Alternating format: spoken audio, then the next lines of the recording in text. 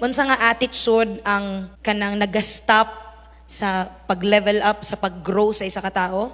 It's the attitude of complacency. One of the revival killers is complacency. Unsa man ning complacency? Complacency is the state of being satisfied sa kung unsay naa, na you are lacking desire to make them better. Okay na ka. Kung sa project pa na, kuan lang ni, compliance. Basta makawali lang. Bahalagway na hitabo. Basta maka-worship lead lang, nakasayaw lang sila tanan, bahalagwa kasi natis presensya sa Ginoo. Ang pag-level up, okay naman siya dito. Kan kayo na karon ng mga Kristohanon, okay na sila. Kaning spiritual complacency, makitaan nato sa mga batasan sa pagkatapulan. Selfishness, di ka maguna-una sa uban. Self-righteousness, ikaw perminti tama. Pag badlungon ka, kay badlungon po nimo itong namadlong nimo. Mali mangguto. Mali po ka.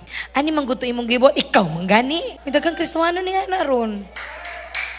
Di ni mo makorek kay mura mo mag-badminton. Badlungon ni mo, tubag pod. Self-righteous. Lack of passion. Sa maning passion, dili lang ni siya feeling. Dili ni feeling, grabing feeling ang passion. Kabalo mo isa sa mga kanang mailhan nga ang isa ka tao passionate. Katong imong gi-expect nga ipabuhat sa iya, iyang palabuan. Kamo na ka passionate. Pasilhigon ni mo na siyang simbahan. Apilon niyag map. Passionate. Di kay, nanilhig na ko kamo na po'y map. Mani man na passionate.